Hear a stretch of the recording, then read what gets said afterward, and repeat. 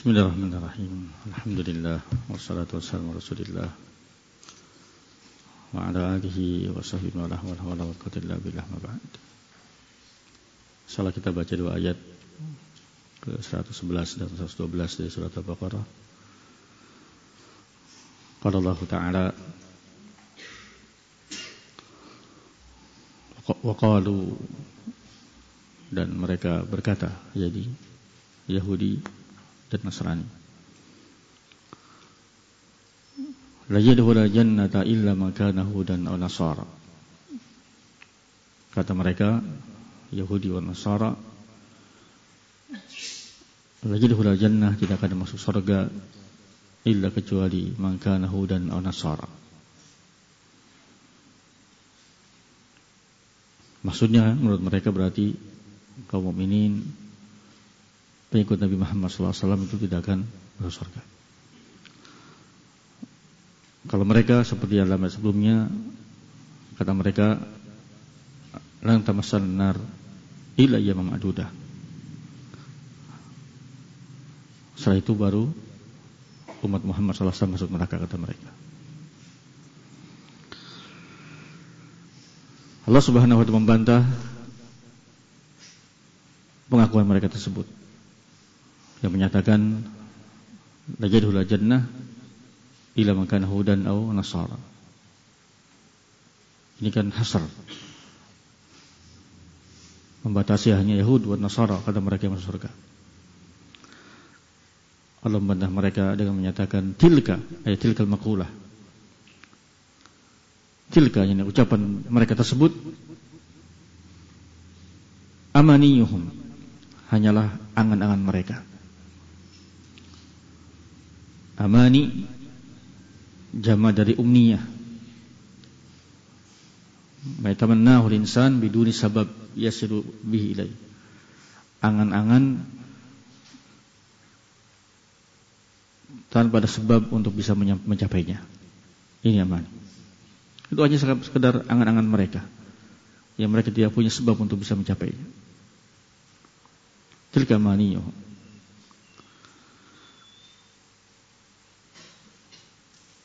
Qul, katakan, ya Nabi Muhammad SAW, hatu burhanakum, hatu, yani kemarikan oleh kalian burhanakum, bukti dalil kalian, kalau in kuntum shadiqin, jika kalian benar dalam ucapan kalian, pengakuan kalian, tidak ada yang masuk surga kecuali Yahudi wa Nasara. Dan tentunya mereka tidak punya bukti. Ini min bab tahaddi, tantangan.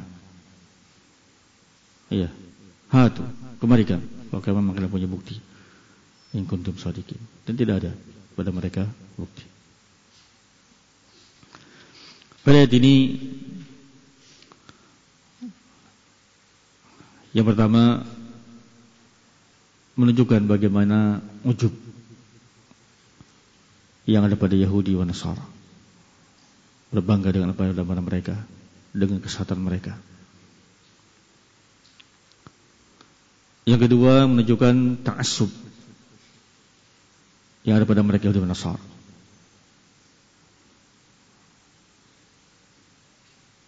Mereka umat yang muta'assibah, yang ta'assub, sehingga hatta masalah surga mereka batasi hanya untuk mereka. Yang ketiga, annam ad-da'u kadhib. Iya, apa yang mereka klaim, yang mereka aku itulah kedustaan. Bahkan Nabi kita Muhammad sallallahu alaihi wasallam berkata, kata beliau sallallahu alaihi wasallam, walladzi nafsu Muhammadin biyadihi, demi yang jiwa Muhammad di tangannya, demi Allah Subhanahu wa taala, la yasma'u bi ahadin min hadhihi ummah, tidaklah ada seorang pun dari umat ini umat dakwah, umat dakwah, Yahudinya wala Nasraninya, thumma yamutu wa lam yu'min bima ursilu bihi,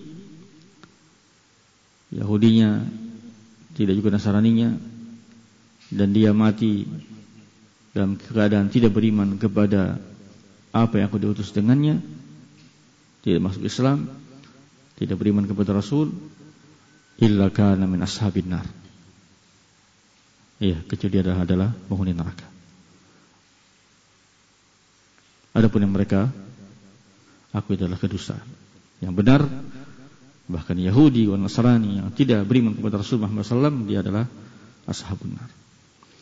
Yang ketiga, yang keempat di antara faedah ayat yang penting juga Tabligh rahimahullahu taala, anna man iqtarra bil amani, orang yang tertipu dengan angan-angan yang dimilikinya, wa tama fil manazil aliyah, berharap mendapat kedudukan tinggi, biduni amal, tanpa amal yang dilakukan, maka pada dia ada syabah, kemiripan dengan Yahudi dan Nasara. Berangan-angan punya kedudukan tinggi di sisi Allah, pada tidak beramal, maka ini adalah pada dia ada syabah, kemiripan dengan Yahudi dan Nasara. Ya, ketika mereka tidak punya bukti atas pengakuan mereka, maka yang berikutnya ini menunjukkan bahwasanya annahum kadzibun. Mereka adalah umat yang pendusta. Ya, dalam ucapan mereka. Ini ayat yang ke-111. Kemudian dalam ayat 111,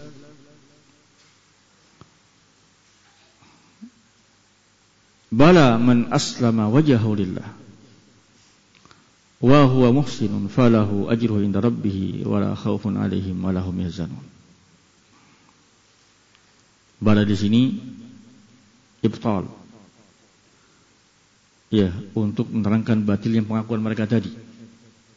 Untuk menafikan ucapan mereka tadi, la yadkhulul jannata illa man kana hudan nasar. Bala, yani bahkan tidak demikian. Bahkan tidak demikian. Yang sebenarnya man aslama wajhahu lillah, seorang yang menyerahkan wajahnya lillah. Wajah di sini yakni qasad wal niyah wal iradah. Yang dia menyerahkan niatannya, tujuannya, iradahnya semata-mata untuk Allah Subhanahu wa taala. Ikhlas lillah azza wa jalla. Wa huwa muhsinun, dan dia muhsin. Muhsin yakni mengikuti syarat Allah Subhanahu wa taala. Zahiran wa batinan. Iya, dia ikhlas dan dia ittiba' Rasul, mengikuti syarat Rasul.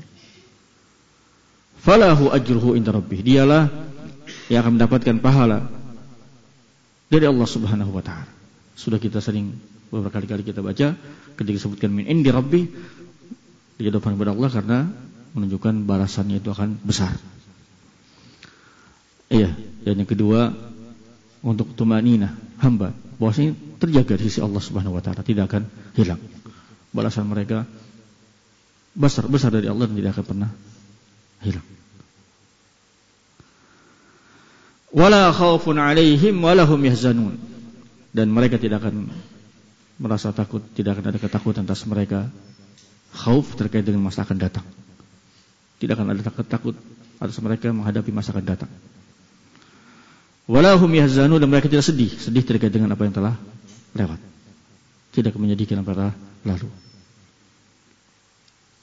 Ini 112. Poin yang pertama disebutkan bahwasanya ahlu jannah adalah humul ladzina jama'u bidosfain. Seorang mengumpulkan dua sifat, yaitu aslama wajhulillah, yaitu ikhlasillah, dia ikhlas. Yang kedua, wa huwa muhsin, yaitu dia mengikuti syariat Allah Subhanahu wa taala. Ikhlas wal mutaba'ah. Ikhlas dalam ibadah dan senantiasa mengikuti syariat Allah, mengikuti Nabi Muhammad sallallahu alaihi wasallam. Yang kedua dari ayat ini juga menunjukkan bahwasanya ikhlasun niyyah wahdah la yakfi. Semata-mata ikhlas niat itu tidak cukup. Harus diiringi dengan muhsin. Harus dua. Aslama wajhulillah dan dia muhsin. niatnya ikhlas dan amalannya ikut syarat Allah Subhanahu wa taala sesuai tuntunan Rasul sallallahu alaihi wasallam. Sehingga kata Ibnu Utsaimin rahimahullah tercabang dari faedah tersebut, an ahlul bid'ah la thawaba lahum ala bid'ahih. Ahlul bid'ah itu tidaklah akan mendapatkan pahala atas kebidahan-kebidahan yang mereka lakukan. Ya, walaupun mereka ikhlas pengakuannya, tapi amal mereka tidak sesuai dengan sunnah Rasulullah SAW. Tidak ada muhsin. Iya, walaupun ada sama lillah wajah. Sehingga ayat ini di antara dalil yang sering kita dengar ucapan ulama kita bahwasanya syarat ibadah diterima itu dua, ikhlas dan mutaba'ah. Ikhlas dan mutaba'ah. Ikhlas dari man aslama wajhulillah. Mutaba'ah dari wa huwa muhsin. Kemudian terkait ayat ini kata beliau rahimahullahu taala adalah thubutul ajr fil akhirah. Adanya pahala balasan amal di akhirat. Wa annal amal la yadi', amal hamba itu tidak akan pernah disia-siakan, senantiasa akan terjaga pahalanya di sisi Allah Subhanahu wa taala. Kemudian di antara faedah ayat ini kata beliau, intifa al-khauf wal huzn, akan hilang rasa takut dan rasa sedih bagi seorang meninggal dalam keadaan dia beribadah kepada Allah dengan dua sifat tadi, ikhlas dan mutaba'ah.